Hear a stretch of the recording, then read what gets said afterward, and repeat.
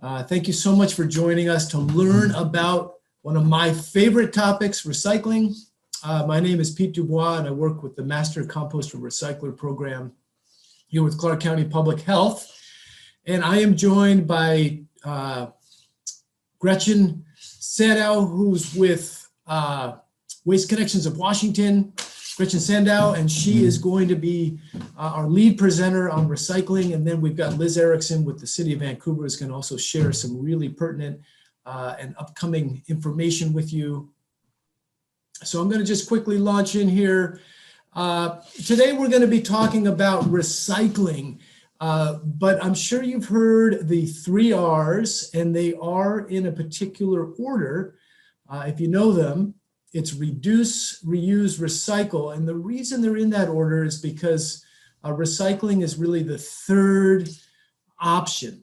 It's kind of the bronze medal winner here. So we really want to do what we can, in addition to learning about all this great stuff today on recycling, really be setting our sights a little bit higher for silver medal, gold medal, which is to reuse things that we can, and then really try not to make the garbage in the first place by reducing. Or another way of thinking of that is refusing.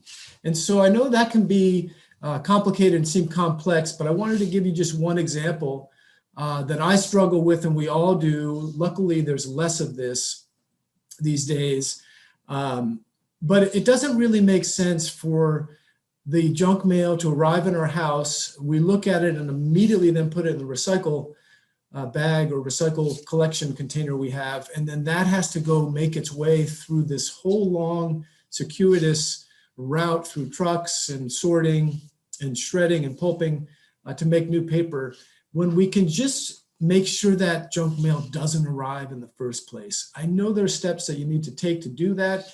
You can opt out on web pages. You can call catalog people. You can text them, email them, tell them that you don't want to be on their recipient list. I know it's a struggle, but in these times when we really want to step up and do what we can do, that is an example of refusing and reducing. And there are many, many more, but I just wanted to kind of set that stage so we're thinking beyond recycling as well. And then reusing, of course, you know, one of the biggest issues that we face are with recycling and contamination, our oceans are plastics. And so all of those plastic water bottles that folks drink, some of them end up in the garbage, some of them end up in worse places. And really by reusing your own water bottle, bringing a cup, a coffee mug if you can. I know nowadays it's not as easy. A reusable grocery bag, and we're going to be talking about that as well later. So just some ideas on reuse as well. But with that, thank you, Pete, for the introduction. Like you said, my name is Gretchen Sandow. I work for Waste Connections. I'm a waste reduction and recycling educator. And tonight, like you said, we are going to be delving into what goes in the blue bin and what stays out, the whys, and then I'm just going to briefly kind of describe our sorting process and system for recycling. All right, so overall, a general rule for any containers of recycling is that all containers need to be empty, clean, and dry. You don't need to obsess over things that, you know, I like to say a rinse or two will do.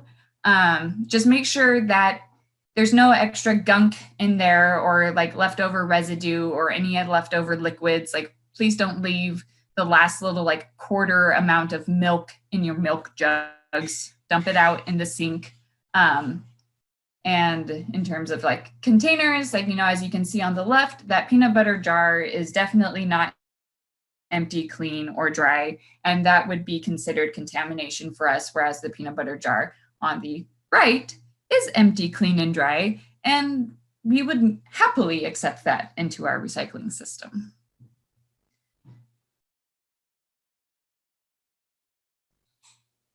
Oh goodness, okay. So we're gonna start off with plastics and looking at the different kinds of plastics that we accept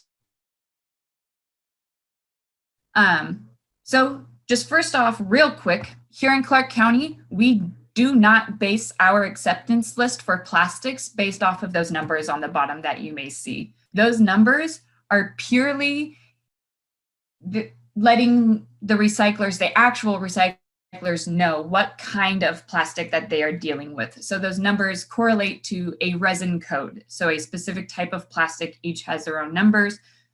Again, we do not sort or separate off of those numbers, so pay no attention to them. But instead, what you should pay attention to is the shape and the size of whatever plastic container you are looking to recycle. So for instance, we take bottles, so like your water bottles or pop bottles, things like that. We take tubs, such as yogurt tubs or sour cream tubs. We take jugs, like milk jugs or your laundry detergent jugs. And then we take things like peanut butter jars or mayonnaise jars. So we don't take things off numbers. Again, we take them off of the shape. And so we take bottles, tubs, jugs, and jars. And there's also a level of rigidity that we look for as well within plastics. And we'll get to that in a minute. And so again, things need to be empty, clean, or dry.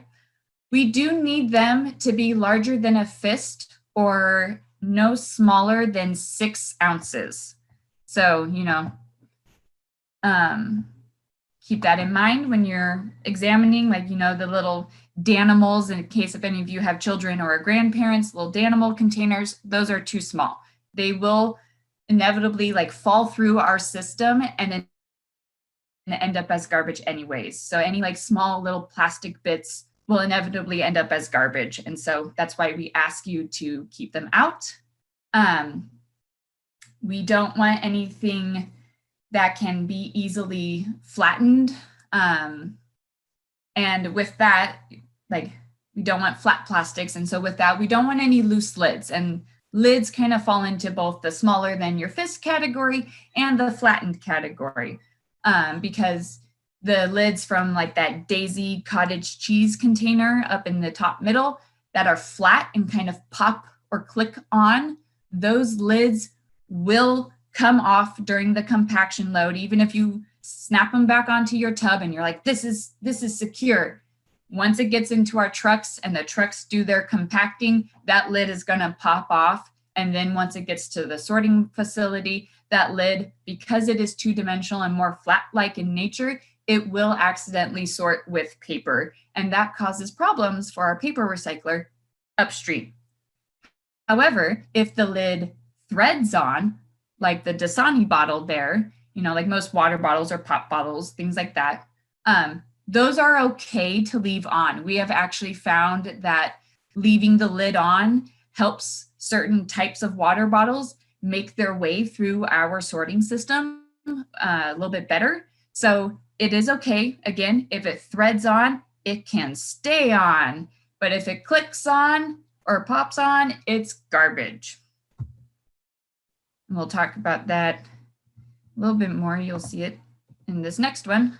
So again, these are all the types of plastics, or some. This is a very small snapshot of the types of plastics that we do not accept or do not want. And that's, again, things that are flat, things that are small. We don't take styrofoam of any kind or any kind of foam product we don't want. It tends to just break apart. And the recycling processes are very specific to it, and those need to be collected separately, which you can take your block foam to the transfer stations to be recycled, just not in the blue cart. But particularly, we don't want anything that can tangle.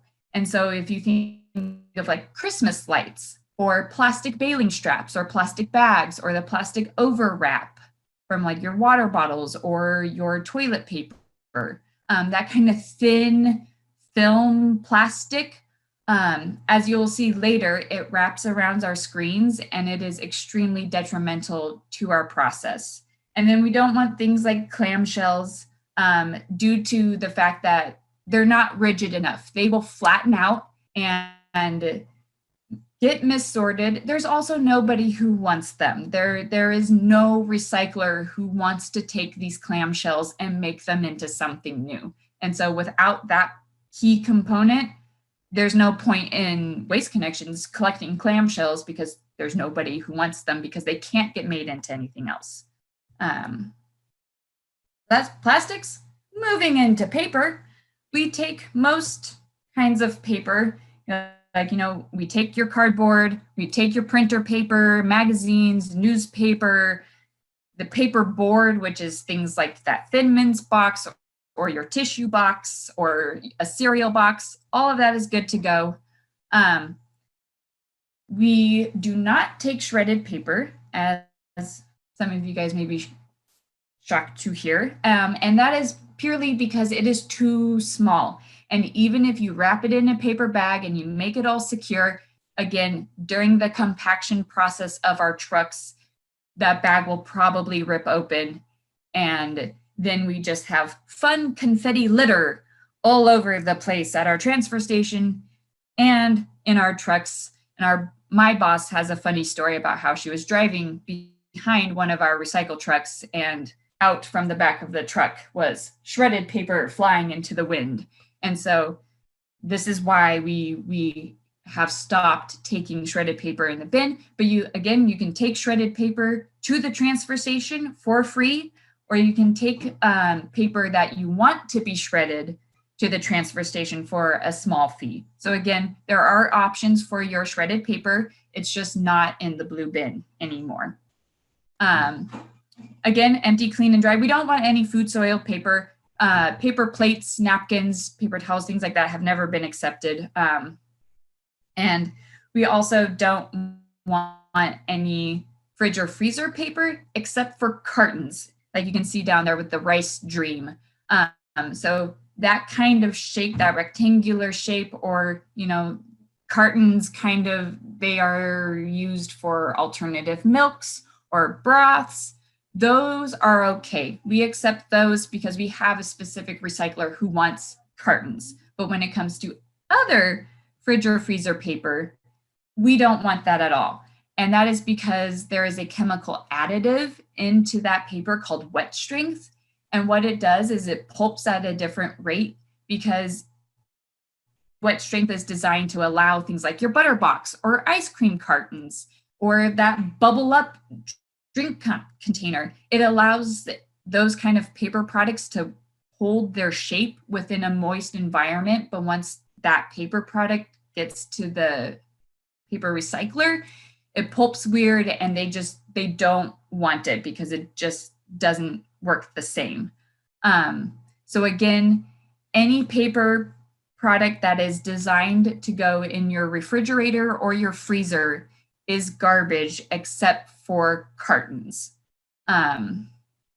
We also can't accept any kind of paper product that looks like it is two different types of material embedded into each other, like that bubble mailer.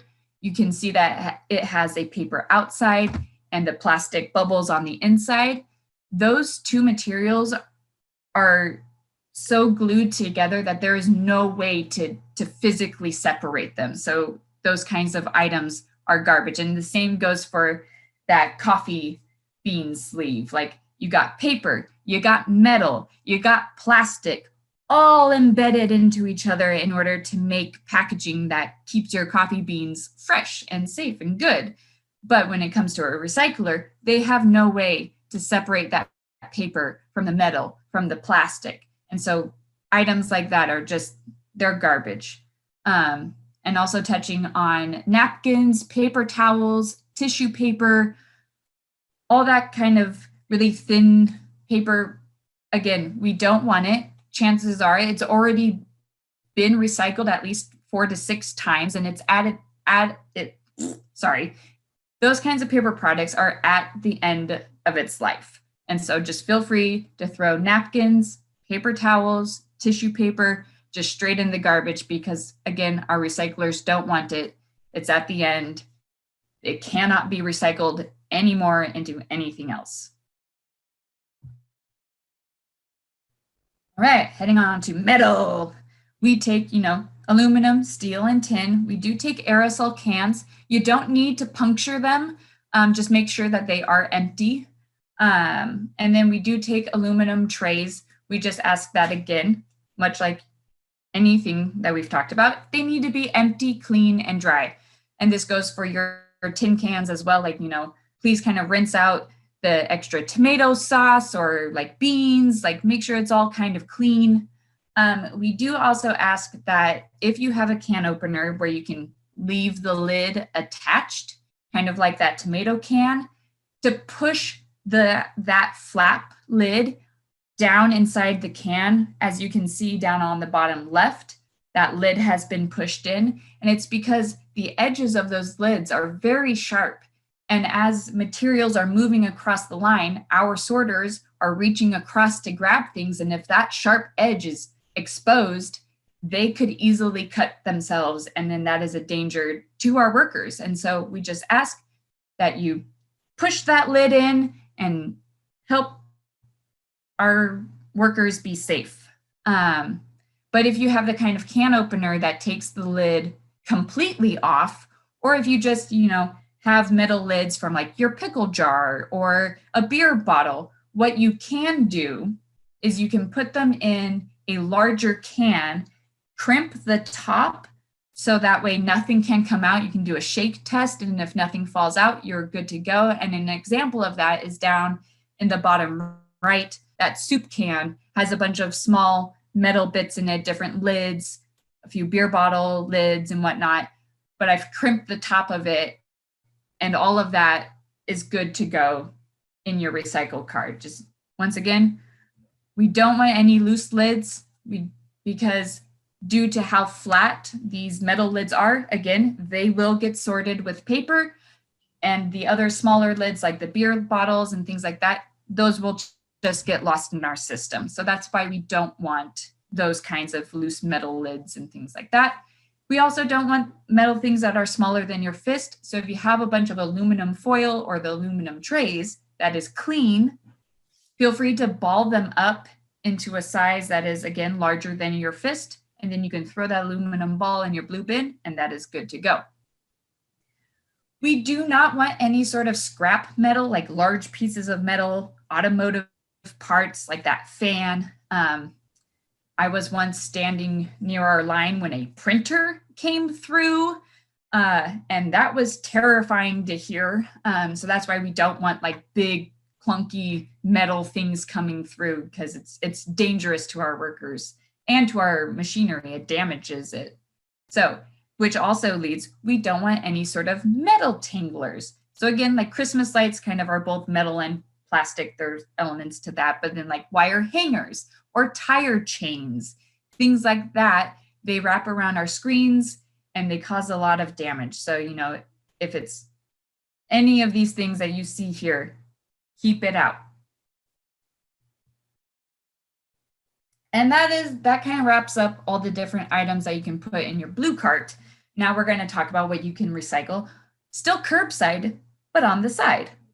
And as you may know, we take glass, but the only kinds of glass that we take for recycling are specifically food or beverage grade glass, meaning that glass bottle or jar needed to have held a food item or a beverage item in order for it to be recycled. And the reason why is because we send our glass to go get recycled into new glass bottles for beverages. So it needs to be the same kind of glass in order to make it into more food grade glass. And so with that, we don't take other types of glass, because much like plastic, glass is made different. There are different qualities to, let's say, like Pyrex pans or like cooking glass that has a much higher melting point than your beer bottle does. And so if you put a vase or a glass dish in your glass recycle bin because, oh, hey, it's all glass, it will cause problems and impurities in the glass recycling process later on down the line, because they are not technically the same kind of glass. And so in that spirit, again, Pyrex and cooking glass, we don't want candles, light bulbs of any kind are not allowed in the glass bin. We don't want ceramics, mirrors, or what we call planed glass. So like, think of aquariums, or if you have a nice glass top table that unfortunately breaks, we don't want that glass as well.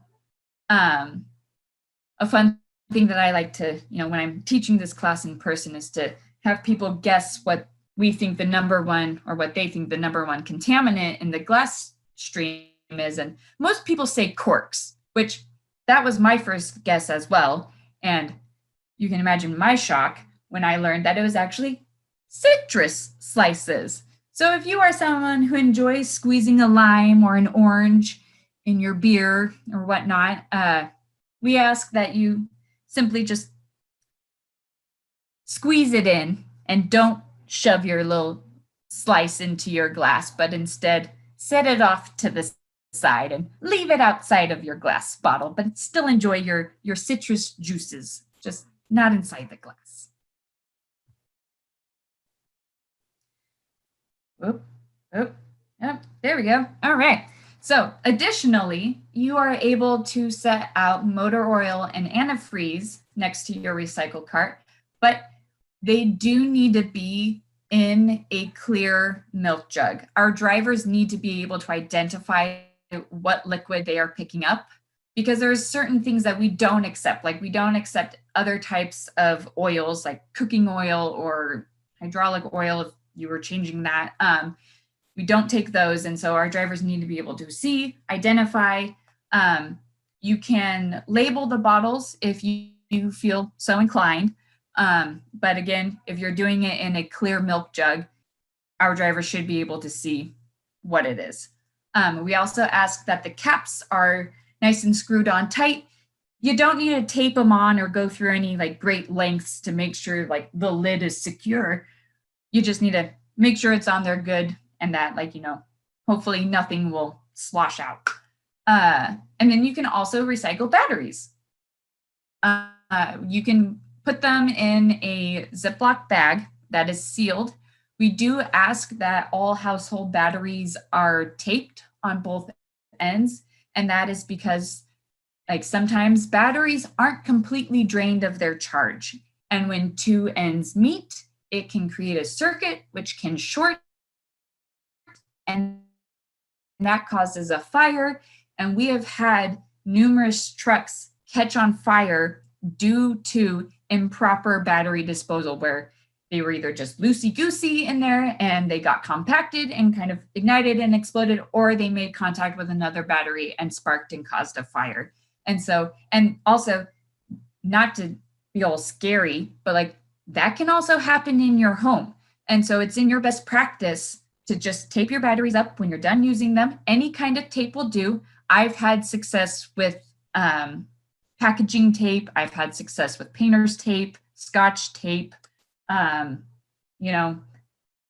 whatever works for you, but just make sure both ends are taped. And then we ask that you put your bag of batteries on top of your recycle cart. Do not put it in the glass bin. Do not put it on the inside of your cart, but put it on the top.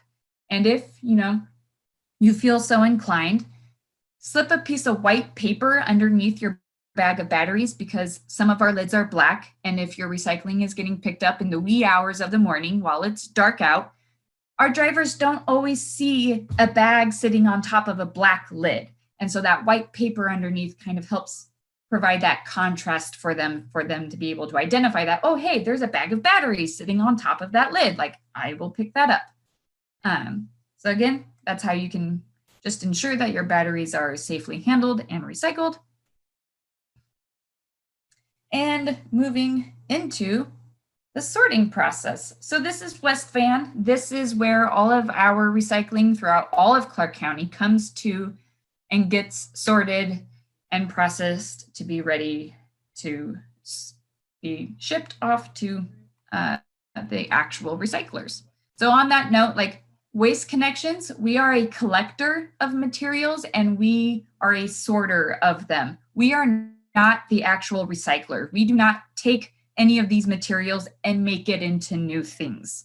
We are just purely the collectors and the sorters of this material to get it ready to ship to the recyclers. And how it all starts is our trucks come in and they dump out their load on what we call a tipping floor. They tip it out, and then from there, it starts its magical journey into the sorting process. And our sorting process here in Clark County is made up of machines and people. The initial sort starts off with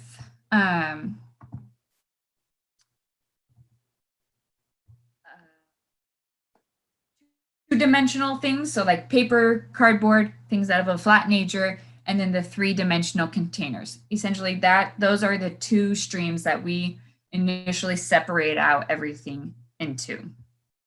And how it works is,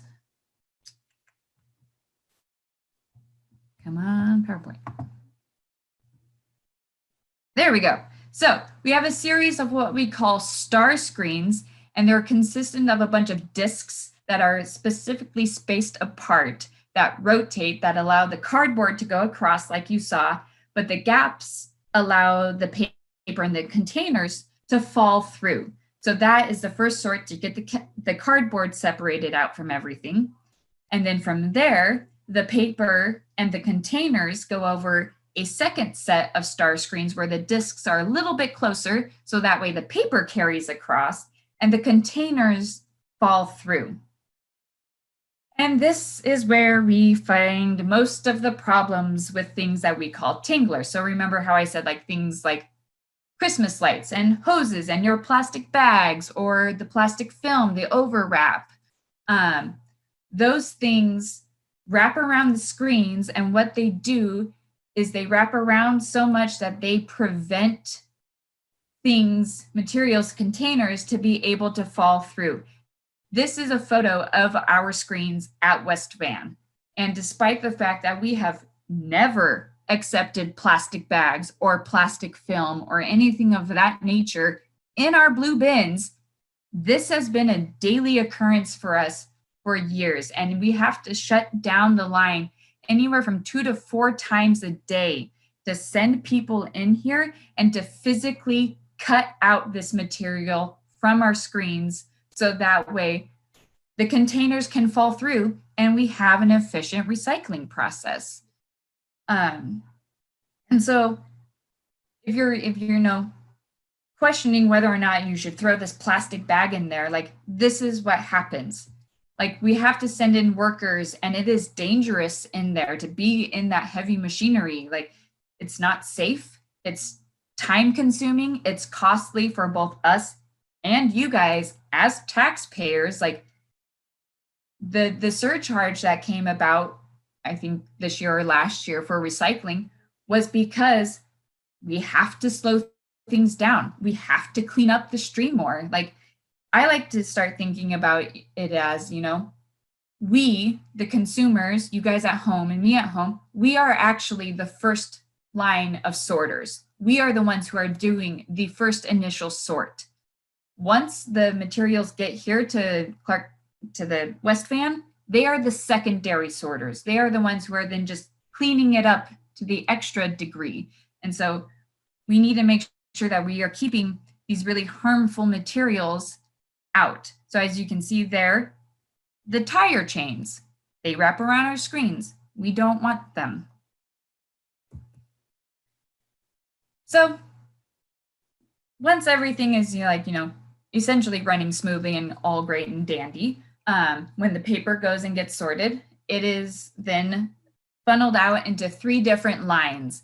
And everyone here is either they are pulling off contamination, which is called a negative sort, which we can see here. She is physically grabbing off something that should not have been there in the first place.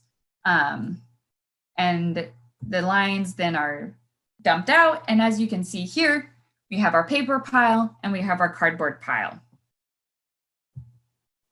As for the containers, the container sort line is filled with a bunch of different people, and what their job specifically is to look for milk jugs, and they are only grabbing off milk jugs for the entirety of their shift.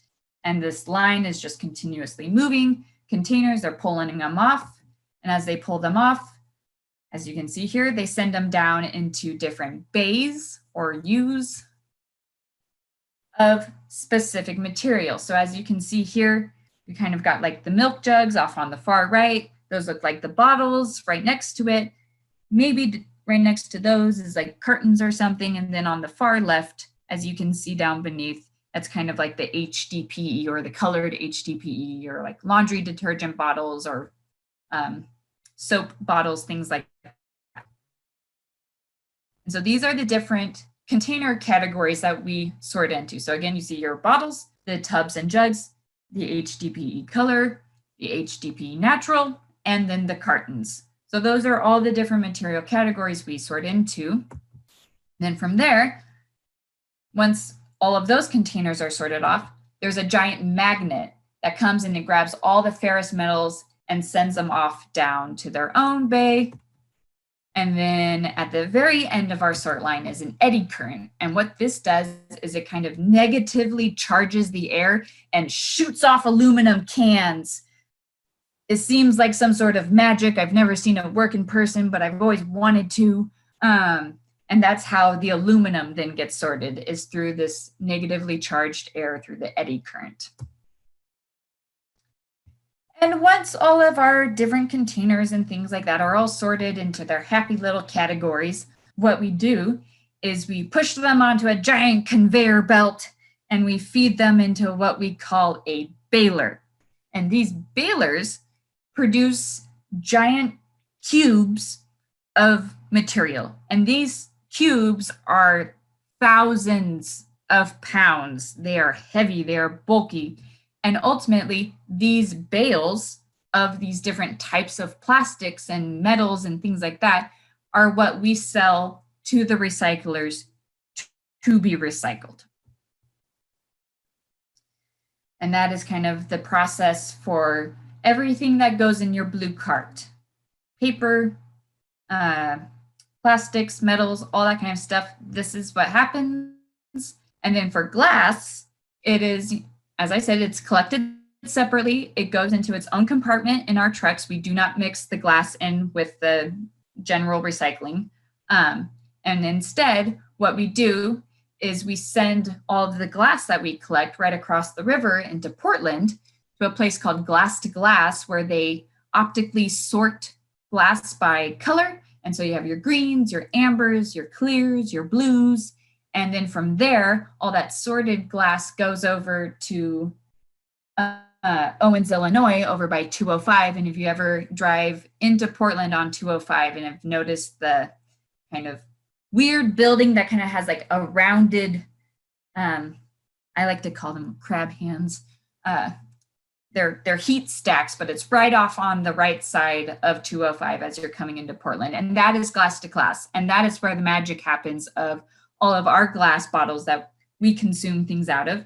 They go and get turned into new glass bottles there. And it's this beautiful circle of recycling. And again, like, my name is Gretchen. This is Waste Connections. If you have any questions, there is a Recycle Right app. You can sign up for service days. And if you have specific questions about this item that you don't know whether or not it's recyclable or not, there's a Recycling A to Z. You can just type in whatever item you have questions on, and it will tell you whether or not it is recyclable, it's garbage, or if you can donate it. So yeah, we are here for you as well. Recycle Help goes to my entire team, and we are more than willing to answer any questions, engage in any discussions with you regarding waste and recycling. We are here for you.